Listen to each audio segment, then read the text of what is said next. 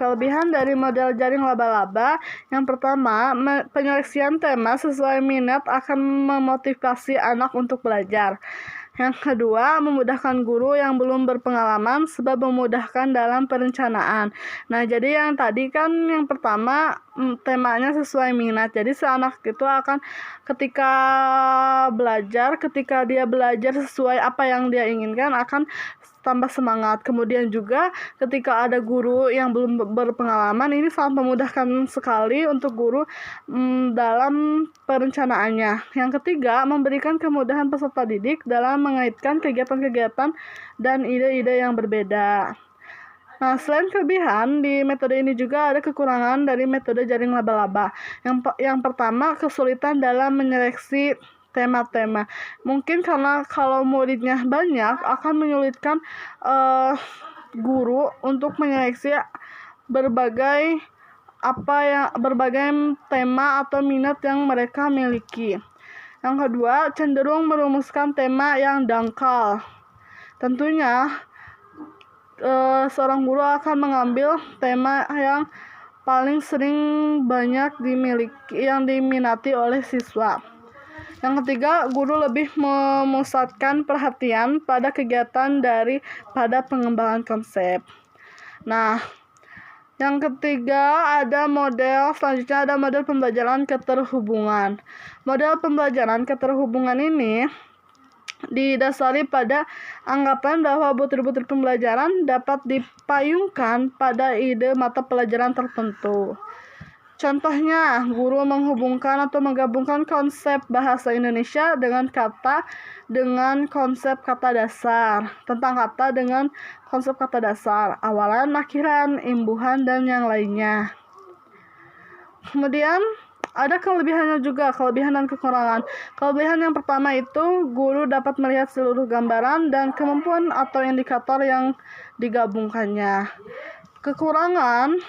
Kekurangannya itu model ini belum memberikan gambaran yang menyeluruh karena belum menggabungkan bidang-bidang pengembangan atau mata pelajaran yang lain. Jadi, model pembelajaran ini belum bisa memberikan gambaran secara menyeluruhnya, ya, karena belum ada bidang-bidang yang pengembangannya atau mata pelajaran yang lain yang digabungkan gitu. Tadi sudah menjelaskan tentang model sosial dan model tematik. Sekarang ada model perilaku. Model pembelajaran perilaku ini berarti proses pembelajaran yang menekankan dan berorientasi perubahan sikap motorik yang terjadi pada anak didik. Nah, keberhasilan model ini adalah kemampuan anak didik atau peserta didik yang mengikuti prosedur yang telah ditetapkan. Kemampuan yang diharapkan dalam model pembelajaran ini adalah terampil menggunakan atau melakukan sesuatu, bukan cerdas mengatasi masalah. Jadi, keterampilanlah yang lebih diutamakan, kemampuan keterampilanlah yang lebih diutamakan dalam model pembelajaran ini. Seperti contohnya dalam matematika, bisa menggambar grafik fungsi dengan baik dan benar, terus melukis irisan kerucut, dan yang lainnya. Selanjutnya itu model behaviorisme. Nah, menurut God et al. 1990 menganggap behaviorisme atau tingkah laku ini dapat diperhatikan dan dapat diukur. Prinsip utama model ini adalah faktor rangsangan, respons, serta penguatan. Model ini menganggap faktor lingkungan sebagai rangsangan dan respon peserta didik terhadap rangsangan ialah responnya. Jadi, respon peserta didik terhadap rangsangan itu merupakan responnya. Kemudian, pendapat ini sejalan dengan pendapat Thorndike yang menyatakan bahwa hubungan di antara stimulus dan respon akan diperkuat apabila responnya positif, diberikan reward yang positif, dan tingkah laku negatif tidak diberi apa-apa atau hukuman. Nah, menurut Gagne et al. 1922, dalam behaviorisme terdapat 8 elemen yang harus dilakukan guru dalam proses pembelajaran di sekolah. 8 elemen tersebut adalah, yang pertama itu menarik perhatian. Tentunya seorang guru ketika menggunakan metode ini harus menarik perhatian dari muridnya. Jangan sampai murid melihat kesan pertamanya itu tidak baiklah kesan pertamanya. Yang kedua, menjelaskan tujuan. Karena mungkin murid akan bertanya, kenapa sih belajar matematika? Apa sih tujuannya? Nah, seorang guru harus memaparkan apa tujuan dari pembelajaran tersebut. Nah, yang ketiga, merangsang proses atau recall. Nah, seorang guru juga harus bisa merangsang proses dalam pembelajarannya, seperti memberikan tanggapan kepada anak-anak. Kemudian menyiapkan bahan atau materi yang dapat merangsang atau menarik perhatian. Nah, dalam hal ini seorang guru harus pandai-pandai menyiapkan bahan-bahan materi yang akan digunakan supaya anak-anak itu tertarik. Jangan sampai bahan materi tersebut membuat anak tidak ingin mempelajarinya. Yang kelima, menyediakan bimbingan terhadap peserta didik. Tentunya guru di sini bukan hanya untuk memaparkan saja materi, tetapi harus membimbing anak-anak tersebut dalam pembelajarannya. Yang keenam, memberikan penghargaan terhadap kemajuan peserta didik. Nah, di sini seperti memberikan nilai plus kepada kemajuan yang didapatkan oleh anak tersebut. Jangan sampai anak memiliki kemajuan tapi tidak ada reward dari seorang guru. Tidak perlu reward yang begitu mahal atau bagus.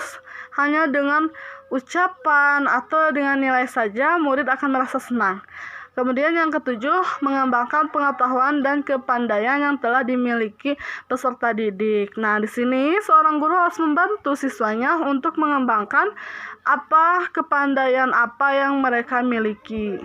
Nah, sekarang karakteristik model ini adalah belajar adalah perubahan tingkah laku. Jadi menurut model ini adalah ketika belajar itu merupakan perubahan dari sebuah tingkah laku seorang siswa atau murid. Seseorang dianggap telah belajar suatu bila ia mampu menunjukkan perubahan tingkah laku. Nah, jadi anggapan di sini itu karakteristiknya model ini ketika seorang siswa berubah tingkah lakunya dari buruk menjadi baik, maka seorang siswa tersebut telah melakukan sebuah pembelajaran yang mana merubah tingkah laku dia menjadi lebih baik lagi. Kemudian model ini yang terpenting adalah masukan yang berupa stimulus dan keluaran berupa respon. Nah, model ini itu lebih mengutamakan seseorang itu ketika hasilnya itu dia bisa merespon apa yang sudah guru berikan. Adapun apa yang telah terjadi di antara stimulus dan respon itu dianggap tak penting diperhatikan sebab tidak bisa diamati. Respon tentunya tidak bisa diamati ya. Kemudian yang bisa diamati hanyalah stimulus dan respon. Jadi ketika di antara stimulus respon salah satunya tidak bisa diamati, tapi yang bisa diamati itu keduanya ya, stimulus dan respon. Kemudian langkah-langkah dari model ini, yang pertama menentukan tujuan-tujuan instruktusional, yang kedua menganalisis lingkungan kelas yang ada saat ini termasuk mengidentifikasi peserta didiknya. Jadi harus dianalisis dulu kelasnya, kondisinya bagaimana, terus bagaimana juga keadaan dari peserta-peserta didiknya. Yang ketiga, menentukan materi pelajaran. Jelas, ketika seorang guru masuk ke dalam kelas, tentunya seorang guru harus menentukan materi pelajaran apa yang akan dia bahas saat itu juga. Kemudian, yang keempat, memecahkan materi pelajaran menjadi bagian-bagian kecil. Jadi, di dalam sebuah materi, seorang guru akan memecahkan materi-materi tersebut menjadi sub-sub materi yang bagian penting-pentingnya kepada muridnya, sehingga murid tidak akan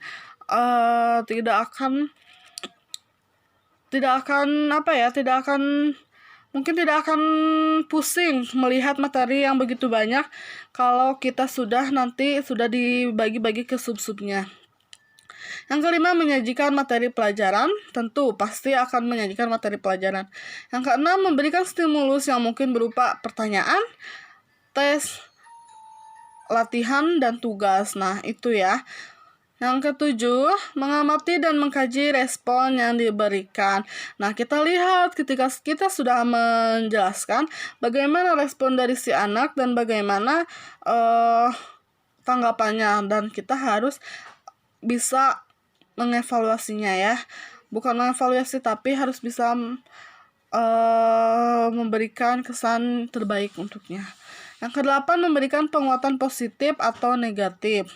Yang kesembilan, memberikan stimulus baru. Yang kesepuluh, mengamati dan mengkaji respon yang diberikan. Nah, itulah langkah-langkah dari model behaviorisme. Selanjutnya, model kognitivisme yang akan dijelaskan oleh rekan saya, yaitu Bayu. Mungkin hanya itu yang bisa saya sampaikan. Terima kasih.